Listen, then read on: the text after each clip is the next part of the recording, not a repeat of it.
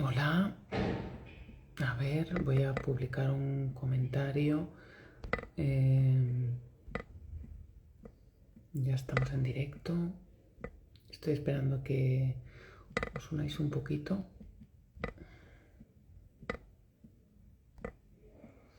Estoy a punto de invitar a Mónica. Eh, aquí es... Ay, espérate un momento, a ver si lo puedo hacer. Porque se me va el comentario. A ver si puedo fijar el comentario. No lo sé hacer nunca. Intento hacerlo, pero no me sale. Ahora, a ver, ahí. Bueno, os estáis uniendo. ¿Qué tal? ¿Cómo estáis? Supongo que os habréis conectado porque hoy vamos a hacer un directo. Un directo para, bueno, para la comunidad de Zelandia, que he fijado un comentario eh, que si no sabéis lo que es Zelandia, pues os podéis inscribir. Y es una comunidad pues interactiva que ha nacido pues para hacer un viaje más allá de las apariencias, ¿no? Para superar miedos, para al menos escuchárselos, darnos la oportunidad de escucharnos y acompañarnos en el tránsito de mejorar como personas.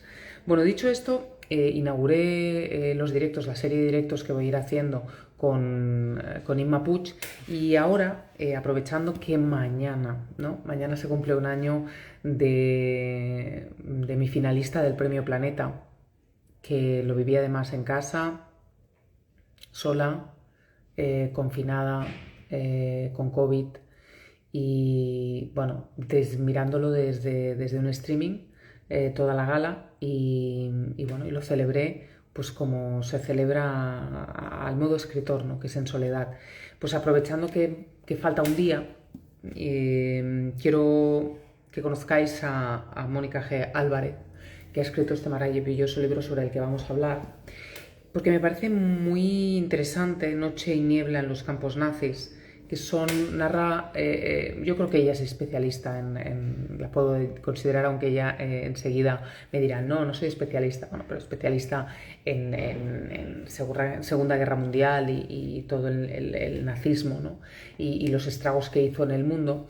Este libro concentra o reúne la historia de 11 españolas que sobrevivieron a los campos de exterminio y no solo eso, sino que además, bueno, cómo transitaron sus vidas después, ¿no? Espero que os guste, yo creo que es muy interesante lo que nos tiene que contar Mónica, así que voy a unirla. Mónica, a ver si estás por aquí. Si no, te uno yo. A ver cómo te invito yo. A ver, Mónica, ¿dónde estás? ¿Por dónde estás? ¿Dónde estás, Mónica? A ver, voy a... Mm, mm, mm. Sí, dejaré el directo grabado. Voy a invitar, ¿no? ¿Cómo invito? Ostras, yo cada vez. Mónica. A ver, Mónica. Qué lenta soy a veces escribiendo, ¿eh? A ver, Mónica. Aquí te tengo, te estoy invitando. A ver, me dice Asier, gracias Asier por ilustrarme. Mira, ya está ahí, Mónica. ¿Qué tal, Mónica? Hola, ¿qué tal, Sandra? ¿Cómo estás? Muy bien. Pues con muchas ganas de hablar contigo para comentar este libro, Noche y niebla en los campos nazis, porque me resulta como muy ilustrador, ¿no? No solo el gran trabajo de investigación que has hecho, sino, sino la historia de estas 11 mujeres, lo que traspasaron, ¿no? No solo lo que sobrevivieron, sino, sino luego el traspasar el trauma, ¿no? Como por el trauma de lo que vivieron, ¿no? Yo te he definido, aparte de como compañera, periodista, autora, especialista en los estragos del nazismo, ¿no? No sé si te, No sé si te parece podría muy ser. grande, pero es que los tres libros, ¿no? Sí, hay tres libros Guardianas que tengo, nazis, sí. sí, o Juan sea, de Hierro nazi y ahora este sí, la verdad que, hombre, especialista. Yo no soy historiadora, soy periodista, como tú también lo eres, y es verdad que los últimos 10 años de mi vida me he dedicado, aparte de hacer sucesos, a esa parte también de la crónica negra de la vida y demás, a hacer temas del Holocausto y de la Segunda Guerra Mundial, un tema mucho más complicado y mucho más duro. Y bueno, pues si me quieres decir especialista me parece bien porque, bueno, pues después de 10 años trabajando, investigando, yo creo que también un poquito del holocausto sí que sé. poquito, ¿no? Sí, Sí. muchos, seguro que muchos de mucho más de especialista que yo y especialista que la mayoría de la gente que nos está viendo, ¿no? A ver, 11 historias de 11 mujeres españolas que estuvieron en un campo de concentración, ¿no? La gente podría decir, ¿y esto por qué ahora, no? Cuando ha pasado tanto tiempo, se habla tanto y se ha hablado tanto, ¿no? ¿Por qué debo coger este libro y saberme o conocer la vida de estas 11 mujeres? Mónica. Porque no se conocen, Sandra, en realidad. Porque al final, ¿qué es lo que conocemos de la Segunda Guerra Mundial o en este caso del nazismo y del Holocausto?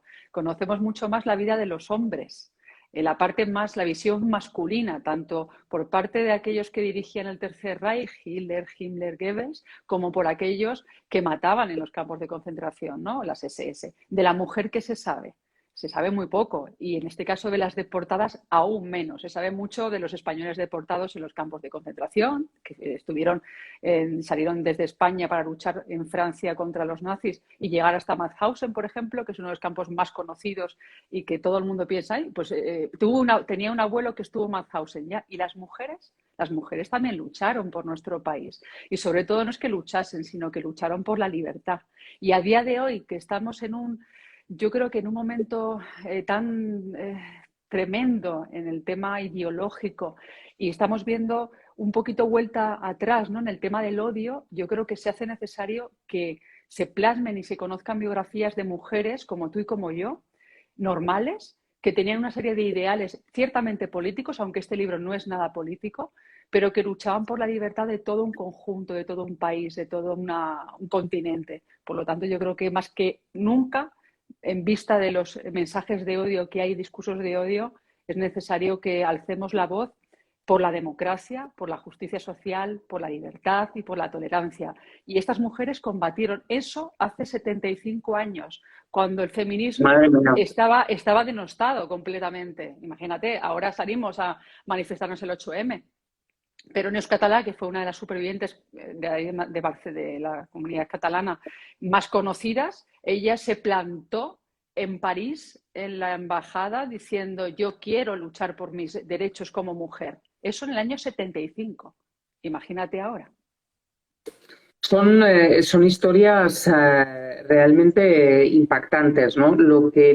La capacidad que tiene, a mí siempre me sorprende la capacidad que tenemos para resistir, para sobrevivir, mucho más de lo que pensamos. Estoy convencida de que estas 11 mujeres, con todo lo que, si te parece, vamos a ir apuntando cada una de las vidas, pero en general, ¿no? Para trasladarlo ahora, ¿no? La capacidad de resistencia, ¿no? De Sí, resiliencia que tenemos. resiliencia. Estas mujeres, primero, hay que decir que luchaban por unos ideales concretos, como acabo de apuntar.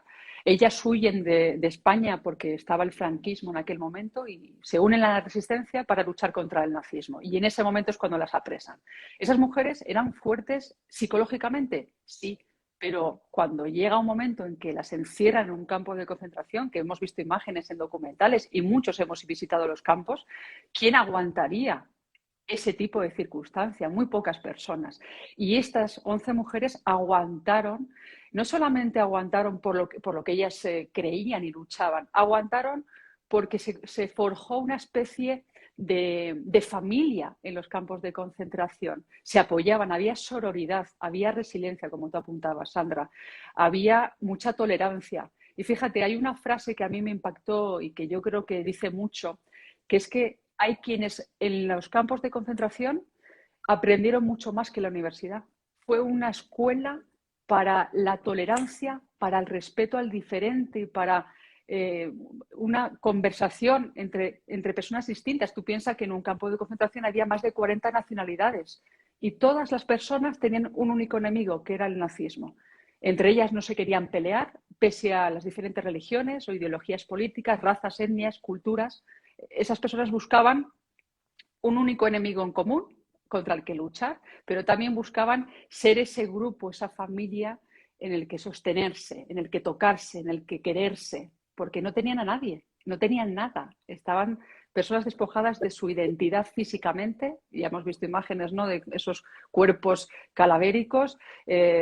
Además, eran personas que no podían ni comer, enfermas continuamente, y pese a todo eso, eran fuertes. La mayoría pudieron sobrevivir, una gran mayoría murió, pero una parte de esa mayoría sí que logró sobrevivir por esa capacidad del ser humano de reinventarse, de sobreponerse a la adversidad, de decir, yo no quiero morir, quiero salir de aquí porque tengo una familia afuera, tengo un marido, unos hijos, unos padres, unos hermanos, lucho por ellos, ¿no? Eso también yo creo que hizo que estas mujeres fuesen diferentes a tantas otras. Es una barbaridad. Leí algún comentario que decía, tendrían que estudiarlo la historia de estas mujeres en el colegio, ¿no? La resistencia, dicen, se consigue con la unión, ¿no? A mí me ha llamado la atención declaraciones de ellas mismas, ¿no? Seguro que yo te digo más o menos lo que he leído y tú me dirás, lo dijo tal, ¿vale? Una A ver declaración si de lo una de tienes. ellas, seguro, estoy convencida. Una declaración de una de ellas que dice algo así como, y luego tuve que volver a pagar el alquiler, ¿no? Comprar A el comprar el pan, pan, a hablar con ¿no? los vecinos. Después de, claro, después de sobrevivir, pensar, o sea, porque de pasar tantos años encerrada porque tú no hablas de Auschwitz, tú no hablas te centras en un campo de En concentración, ¿no? Donde Ravensbrück, estuvieron ellas. sí, porque hay que pensar que las mujeres españolas deportadas a los campos principalmente las llevaron primero a Ravensbrück y de allí al norte de Alemania, a unos 89-90 kilómetros de Berlín al norte, y de allí luego las desviaban, las trasladaban a diferentes campos de trabajo. Esa cita que Ujú. tú me estás diciendo es de Mercedes Núñez Targa, alias Paquita Colomer, una mujer catalana de armas tomar, que era una mujer con muchísimo temperamento, una mujer que le ocurrió lo que le ocurría siempre a los deportados, tanto ellos como ellas, que se sentían culpables por haber sobrevivido. Porque pensaban, ¿por qué yo he sobrevivido y no la otra persona? ¿Cómo puedo hacer para rehacer mi vida, para volver a la normalidad? Hace un año y medio vivíamos una pandemia encerrados en casa. Tú lo pasaste, yo lo pasé, todo el mundo que nos está viendo en este momento, ¿no? Fue tremendo aquello. Y volvimos a la normalidad, no a esa normalidad, porque eso es tremendo. No hay nada que pueda superar un holocausto, evidentemente. Pero esas mujeres intentaron rehacer sus vidas desde la tranquilidad, sin rencor y sin odio, que eso es lo que a mí más me toca el corazón. Mujeres que nunca a sus hijos ni a sus descendientes les inculcaron ningún sentimiento negativo y solamente querían luchar por sobrevivir. Algunas, como Mercedes, decidieron hablar, contar su historia, viajar por el mundo para que esto no se vuelva a repetir, para que las generaciones venideras, las nuestras y las que nos siguen, no volvamos a repetir los mismos hechos. Y otras decidieron callarse porque no tenían la suficiente fortaleza física y mental para poderlo realizar, para poderlo llevar a cabo, y prefirieron forjarse un mundo paralelo, un mundo distinto, y, y decidieron al final vivir un mundo ideal, que también es loable, ¿eh? Ojo, porque ¿cómo sobrellevas tú un encierro después de 2 años, ¿no? ¿Cómo sobrellevas tú todas las pérdidas que has vivido en un campo de concentración? Yo no lo juzgaré nunca, por supuesto. Y cada uno enfrenta el dolor, la tristeza, las pérdidas de una manera determinada. Igual que hay gente que afronta la pérdida de un hijo, que es terrible, saliendo a la calle y disfrutando de la vida, celebrándolo en honor a ese hijo perdido, y otras personas que lo que hacen es quedarse en su casa, ¿no? y llorar. Cada uno afronta las dificultades de maneras distintas. Estamos hablando de este libro, Noche y niebla en los campos nazis, de Mónica G. Álvarez. Son las historias de 11 españolas que sobrevivieron a un campo de concentración. Son historias tan actuales. Mira, me recordaba, seguro, estoy convencida, Mónica, que has leído la novela La bailarina de Auschwitz, ¿no?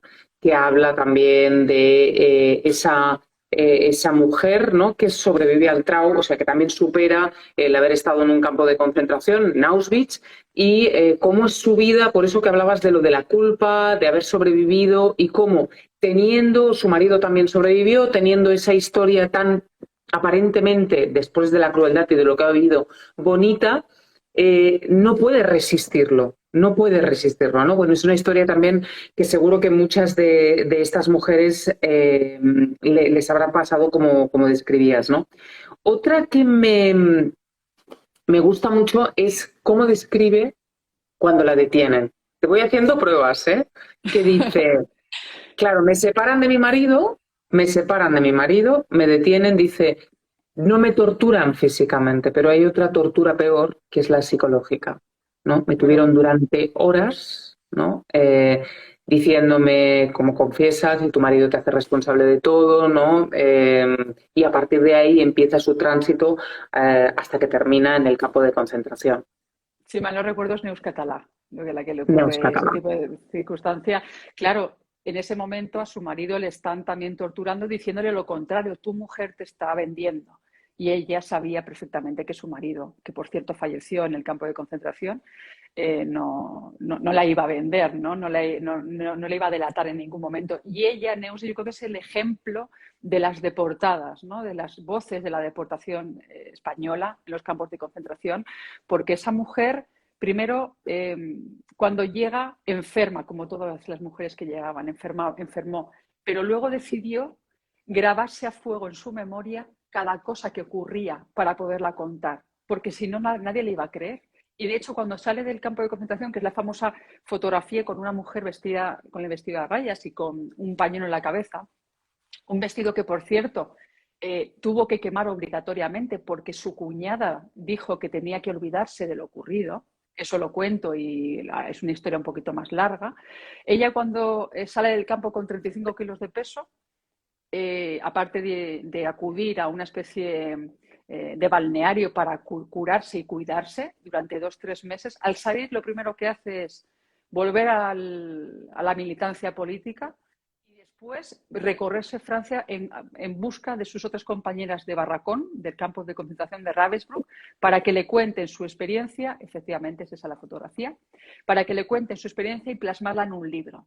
Eso recién salida de un campo de concentración, esa Increíble. fortaleza física y mental, y luego murió con 103 años. Una mujer muy longeva, muy luchadora, fue presidenta del Amical de Ravensbrück, que es una de las asociaciones de supervivientes en España, una mujer con una vida muy tremenda y que además ella decía, como yo no puedo combatir con pistolas ni con armas dentro del campo, lo que tengo que hacer es sabotear a los enemigos. Entonces se dedicaba a romper los obuses que tenía que fabricar y que tenían que luego enviar a las fuerzas aéreas alemanas. Entonces escupía, lo rompía, hacía cualquier cosa con tal de salvar la vida de los aliados.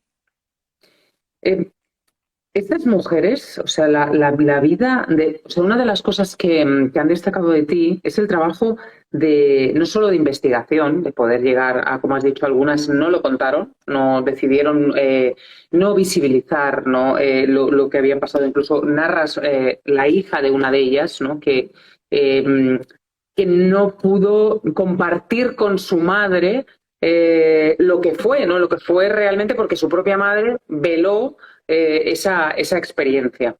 ¿Recuerdas quién es? Efectivamente. Olvido Fanjul, si mal no recuerdo. Exacto.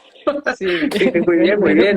menudo examen que me está No, haciendo pero hoy. es imposible, es imposible. Yo creo que estas 11 mujeres a lo que iba, que han destacado de ti, por lo que he estado leyendo además, Mónica, es no solo el trabajo de investigación, de reunir detalles, ¿no? Del paso por ese infierno, ¿no? Que fue el campo de concentración y todas sus vivencias, sino también haces una minuciosa descripción psicológica de lo que fue para ellas y de cómo tras el paso por el campo de concentración, cómo fue su vida, ¿no? Cómo siguieron, ¿no?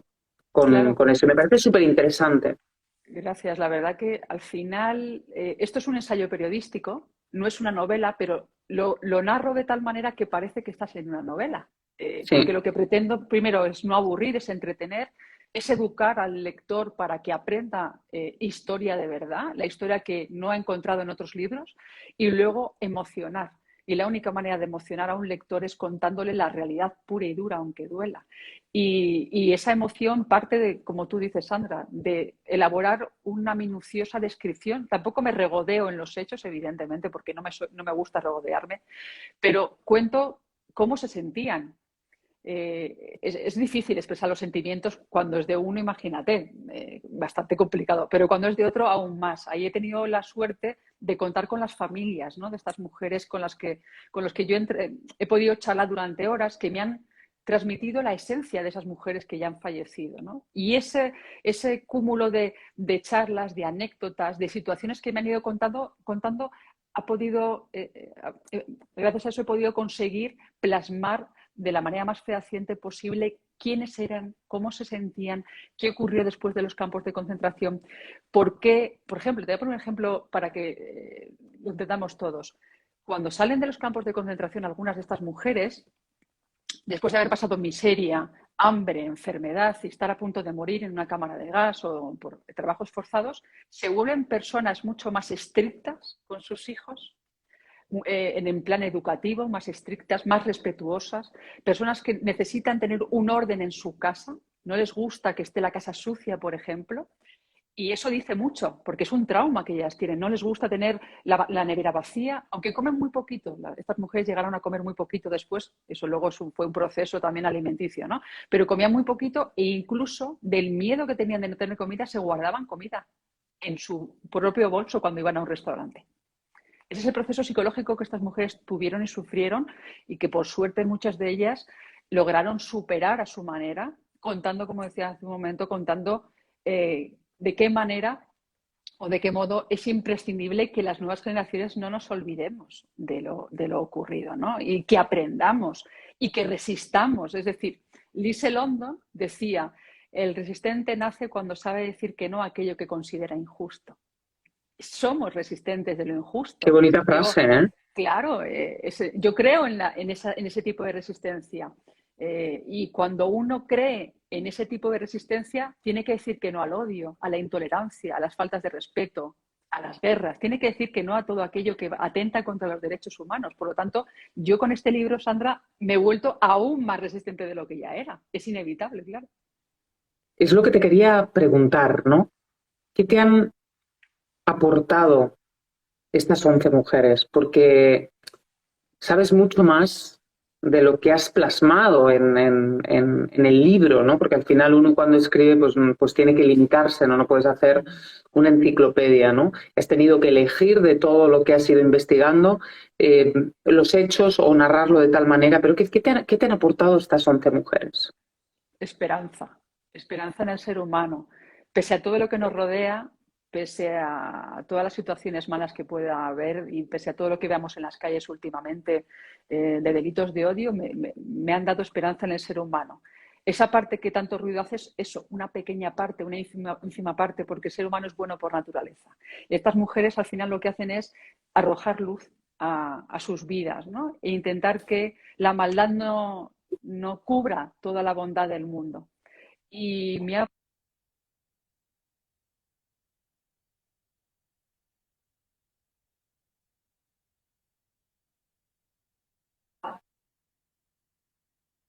a veces nos encerramos y nos enrocamos en un punto de vista y viendo cómo opinaban ellas y lo que buscaban, he sabido ser un poco más tolerante en ese sentido, más apertura de mente. Viajar abre la mente, los libros, y tú lo sabes mejor que nadie, también Mm. abre la mente, enseña, te ayuda a ver otras culturas de una manera distinta, ¿no? Y yo creo que eso es lo que a mí también me ha enseñado este libro, y sobre todo también la capacidad que tengo de aguantar, es decir, cuando yo hago un libro como este, tardó más de 2 años en realizarlo completamente, 2 años y pico, pago un peaje emocional muy fuerte, muy duro, porque hay días que no me puedo levantar para escribir, no puedo leer nada. Ha habido meses, Sandra, que no he podido, es imposible, y menos me pilló medio de la pandemia. Imagínate, o sea, la pandemia y hacer este libro, horroroso. Pero me ha ayudado a seguir hacia adelante porque tengo como una especie de deber moral con aquellos que no tienen voz. Y yo soy de dar la voz a las víctimas y a aquellos que sufren injusticias. Entonces, para mí este libro al final es un regalo. Yo creo que todos los libros que uno escribe son un regalo, porque te ofrecen cosas que ni imaginabas, ¿no? Es un viaje que tú inicias, tú eres la primera lectora, siempre digo lo mismo yo, y más pues hablando de no personajes inventados, sino mujeres que existieron, ¿no? Que existieron y que transitaron por el sufrimiento que aunque hayamos visto películas, novelas, documentales, creo que es un sufrimiento inimaginable igualmente, ¿no? Aunque nos creamos que lo podemos imaginar. Creo que es el escarnio humano más cruel que se ha hecho en la historia y que no debería pasar ningún ser humano sin conocerlo o sin interesarse por él, ¿no? Porque creo que estas mujeres, la vida de estas mujeres y lo que ocurrió en los campos de concentración y en el nazismo, tendría que ser estudiado, pero más que estudiado, sentido por cada uno de nosotros, ¿no? Porque creo que ofrecería esa luz de la que hablabas para no caer en juegos o mal juegos de la intolerancia, de la xenofobia, de no respetar la diferencia, ¿no? Porque sabríamos o llevaríamos a una conciencia de lo que realmente el peligro que esto es jugar a esto, atreverte a ir hacia ahí, hacia dónde vamos, ¿no? Hacia dónde vamos. Entonces, yo creo que tenemos que seguir conociendo y visibilizando, como dices tú, heroínas anónimas y héroes anónimos que nos ofrecen mucha esperanza, ¿no? A que si ellas superaron ese sufrimiento o transitaron por él, sobrevivieron y pudieron continuar con sus vidas, con muescas, nosotros podemos hacerlo, ¿no? Tenemos esa capacidad de Totalmente. resiliencia.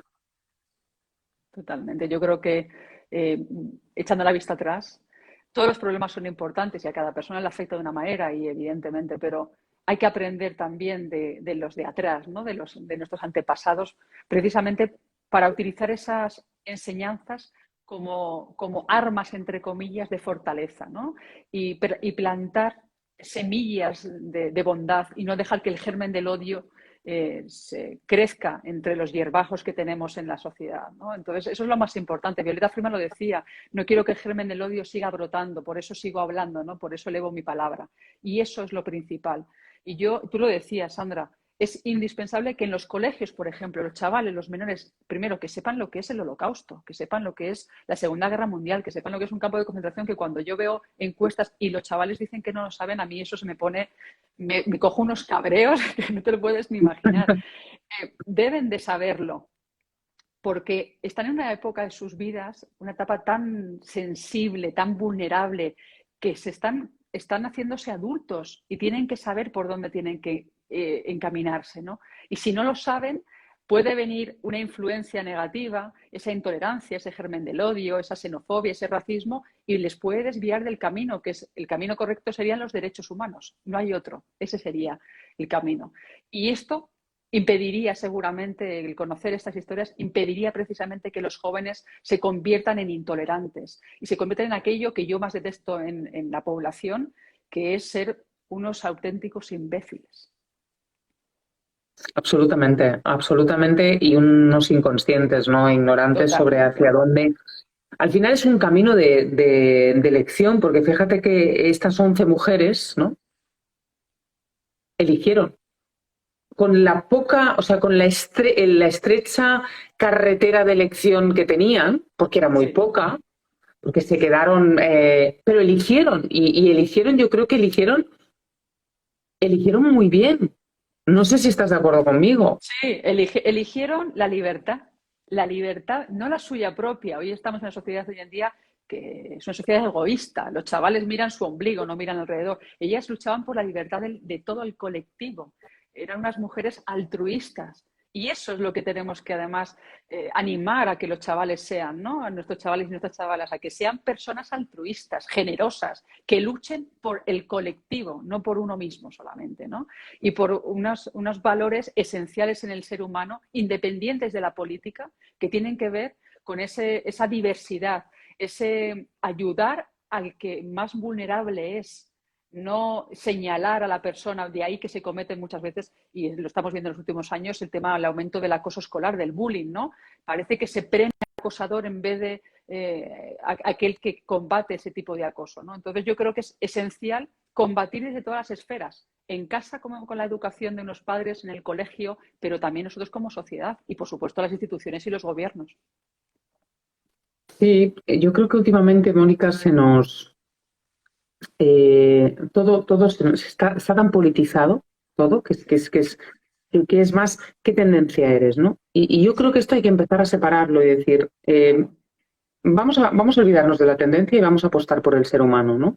Y que como ser humano no puedes permitir, ¿no? Vamos a los derechos humanos, vamos a concentrarnos en eso y luego ya tu tendencia política. Pero eso tiene que ser común y no tiene que importar tu tendencia política. Hay que proteger una serie de derechos y hay que caminar o transitar por acompañar o ayudar a esa gente y a nosotros mismos para que no repitamos comportamientos o comentarios que deberían dejar de existir o gente empujar ese tipo de comportamientos. No sé si tengo problemas de cobertura.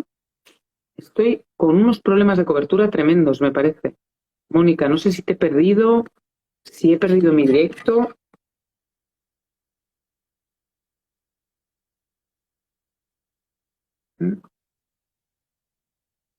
Hola, hola. ¿Hemos recuperado? No sé si. Hola, hola, Mónica, te he perdido. He perdido a Mónica. Es que estoy teniendo problemas de cobertura, ¿no? Voy a intentar. Aún estoy en directo, sí, sí, sí. Estoy, ¿no? Vale. Voy a intentar conectar otra vez con Mónica. A ver, Mónica. A ver, siento muchísimo mis problemas de cobertura. Porque está siendo súper interesante. Me está pareciendo. La he invitado. Ya, está muy mala la Aquí cobertura, lo siento. he vuelto, No Sandra. sé, creo, Mónica, perdóname porque tengo muy mala cobertura. O sea, me he enterado ahora porque he estado toda la mañana haciendo videoconferencias y no me ha dado problema, pero ahora, bueno, Mónica, te decía que lo de la política aparte, ¿no? Que quizás Sí, nos tendríamos que concentrar un poquito en los derechos humanos, que lo nombrabas eso antes, es.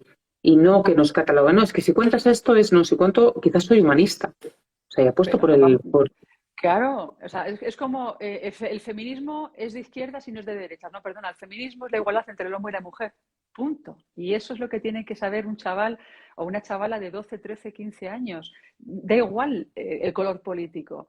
El tema del feminismo, el tema de la tolerancia, todas esas circunstancias y esos valores que tenemos que tener, da igual. Es que es una base, es como una casa, son los cimientos. Y a partir de ahí luego tú decides si tú votas a un partido, si votas a otro, si no votas a ninguno, si eres religioso, si no eres religioso, ¿qué más dará? Pero la base es hacer el bien hacia el resto y no perjudicar. Es como decir, no, es que no matar a una persona es político. No, perdona, no matar es algo lógico, digo yo, vamos, en ese sentido. Mónica, yo me acuerdo cuando, no sé, ahora los planes educativos cómo estarán con el tema de los libros obligados, ¿no? Pero yo creo que la regenta está muy bien, que Azorín, pues también, que el Quijote, la verdad, yo lo siento, pero fui incapaz de terminarlo y no, pero creo que un libro que cuenta la historia de 11 mujeres que estuvieron en los campos de concentración y por detenidas, ¿no? Primero exiliadas en España, detenidas, cortadas la libertad y que cuentas de la manera que cuentas, ¿no? Cómo sobrevivieron a eso, da una entidad, creo que serían, ¿por qué no nos planteamos poner libros como este? Que no es porque sea el Sí. tuyo, No, sino no, no, otro no. tipo de libros que nos ilustren y nos alimenten para nuestra construcción como personas, ¿no? Sí, Porque el Quijote lo puedo coger cuando tengo 40 años, 30, sí, pero creo que esto te forma mucho más como persona. sí. ¿Y por qué si los padres lo piden, por qué no se hace? ¿Por Yo qué? es que ¿Por no, qué no? no lo sé. No lo No lo sé. entiendo. Yo sigo sin entenderlo y sigo sin entender cómo chavales, yo cuando estudiaba BUP y CO en su momento, que era lo que se llevaba y el sistema de estudios que había, nunca llegué a la Segunda Guerra Mundial, nunca. Y yo me fasciné con esto cuando fui adulta. Entonces, es lo que se tiene que promover, conocer nuestra historia, es indispensable. Está muy bien conocer los romanos y los griegos, que me encanta también esa cultura, pero ¿qué hay de nuestra cultura actual? Saber lo que ocurrió, por qué se produjo después la guerra civil, la transición, el franquismo, todo qué ocurrió, ¿no? Cómo llegamos a la democracia. Los chavales apenas llegan a saber lo que era la democracia y es, en España, y eso es muy duro, muy tremendo. ¿Por qué? Porque luego se hacen un compendio de ideas completamente distintas, negativas, contradictorias de lo que ocurrió y solamente escuchan lo que leen en las redes sociales y lo que les cuentan sus familiares en su momento, que pueden ser de un lado o de otro. Y eso es muy triste. Yo creo que al final la historia tiene un camino, que es lo que ha ocurrido. Y luego cada uno lo puede aderezar con lo que le pasó a nivel personal. Pero las historias, como tú bien decías, de estas mujeres, al final son historias humanas, donde no hay vencedores ni vencidos, todos son vencidos, porque al final hubo sufrimiento por todas las partes. Están diciendo cuál es el título, Noche y niebla en los campos nazis, ¿vale? El IG de Mónica es Mónica G. Álvarez, ¿vale? Podéis ahí seguro tener toda la información de ella. No la conocíamos, pues ya la estáis conociendo y tiene mucho discurso, como veis, mucho que aportar y mucho conocimiento en cuanto a estas mujeres y los estragos del nazismo, del nacionalsocialismo. Yo creo que decían, bueno, es que la historia depende de quién la cuente, porque es muy subjetiva, ¿no? Claro, Sí, siempre pasa. estoy de acuerdo y de ahí se enredan los políticos de decir, bueno, entonces, oye, pues entonces vamos a un land, volvemos a derechas, izquierdas, etcétera, etcétera. Pero Ya. hay algo que es las historias humanas y hay algo que es común, que son los derechos universales, ¿no? Y eso tendría que ser como el ecuador donde, o la carretera donde todos debemos transitar y desde ahí donde debemos formarnos, ¿no? Desde que somos jóvenes y formarnos no solo en conocimiento intelectual que te queda ahí, que te ayuda bueno, que yo no lo voy a denostar, pero sí en formarnos también o en empezar a tomar conciencia de la importancia que es formarte o elaborarte como ser humano, ¿no? Tu identidad y de qué manera estás echarle conciencia de qué manera estás forjando tu identidad, porque eso te va a marcar para el resto de tu vida, ¿no? Al Claro que final, sí. y no se hace. Por eso que quede en el olvido y que tú rescates estas 11 historias de mujeres, ¿no? Estas 11 historias que yo no sé, que además que luego tienes un documento gráfico extraordinario, que Al son final, al final todas las fotografías de de quiénes eran ellas, ellas. porque al final, claro, para que tú también empatices, eran personas de carne y hueso, tenían sus familias, su vida, y la gente cuando lee una historia y ve la cara, se identifica también, ¿no? Efectivamente, son fotografías inéditas. Hay también, aparte de fotografías inéditas, porque me las han facilitado todos los familiares, hay anécdotas que no se cuentan, nunca se han contado públicamente y que aparecen en el libro. Y aquí también me gustaría apuntar, fíjate, hay una frase preciosa de Elise London que la tengo aquí porque no quería olvidarme de ella, que dice muy bien y lanza un mensaje a todo el mundo, sobre todo a los más jóvenes. Dice, abrid bien los ojos, no os dejéis encerrar en las certezas, no dudéis en dudar, luchad contra la injusticia, sed vosotros mismos. Eso lo decía una mujer en el año 45 y estamos en el 2021. Eso es lo que tenemos que seguir. Tenemos que ser nosotros mismos, luchar contra las injusticias y no permitir que el odio germine en nuestra sociedad. Mónica, muchas gracias por haberme dado la oportunidad de charlar contigo, El placer es mío. de apuntar, porque quiero que la gente coja este libro. Si tiene hijos, oye, un buen momento, para mí me encanta cada vez más lo de leer en conjunto, ¿no? De, venga, vamos a leer un capítulo. Leer en voz alta y luego comentar. Es se puede ver en cada una de las biografías de estas 11 mujeres detrás el trabajo de investigación, ¿no? que hay y todos los apuntes, ¿no? De documentales, de libros, de archivos, ¿no? Que has tenido que revisar y que ver para poder contar de forma lo más acurada posible cada una de las vidas de ellas, ¿no? Creo que es un libro, como te decía, hemos apuntado, ¿no? Pero es un libro muy actual. Es un libro que esta última frase que has dicho podría resumir lo que puedes sentir cuando lo lees, ¿no? Sí. A pesar de, sigue luchando por lo que crees, ¿no? Efectivamente. Y sé tú no hay misma, muros, no hay muros altos, no hay muros que tapen o que impidan ser lo que tú eres y vivir como sientes, ¿no? Como quieres sentir, ¿no? Efectivamente. Y estas mujeres luchaban por eso cuando era una sociedad completamente distinta, menos avanzada, más conservadora que ahora. Vivimos en una sociedad maravillosa, pero tenemos que evitar que aquello que lo corrompe anide, ¿no? Y eso es la labor que tenemos que hacer todos, en nuestras casas, con nuestros hijos, con nuestras familias, en los centros educativos, las instituciones, los gobiernos, que desde aquí daría un tirón de orejas a todos los gobiernos, no el de ahora que acaba de llegar, a todos, por no haber homenajeado nunca en España a estas mujeres cuando son laureadas en Francia, por ejemplo, con grandes distinciones, ¿no? Por su heroicidad. Y aquí en España no. ¿Por qué? Por las famosas dos Españas tan terribles. Para mí hay solamente una España donde cabemos tú, yo, cabemos todos los que estamos aquí ahora mismo, ¿no? Y es lo que importa, el ser humano, la dignidad humana, esa justicia social, ¿no? Esa tolerancia, esa diversidad, ese ser vosotros mismos.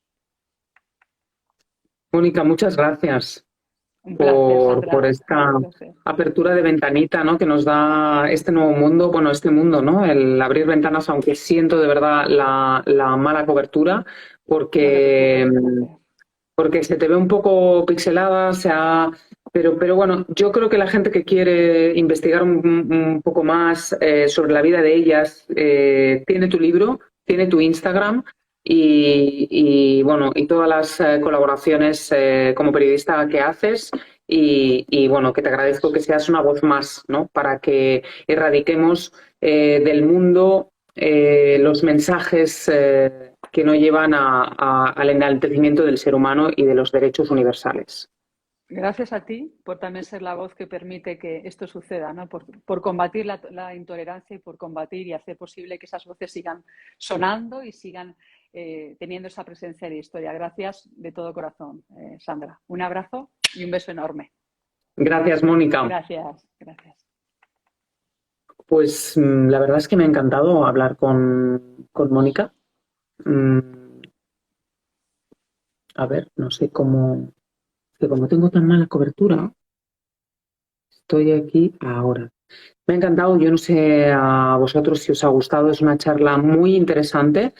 Vuelvo a enseñar el libro, lo voy a poner ahora cuando guarde el directo, he hecho una fotografía del libro para que quede claro porque aquí se ve al revés y todas esas cosas.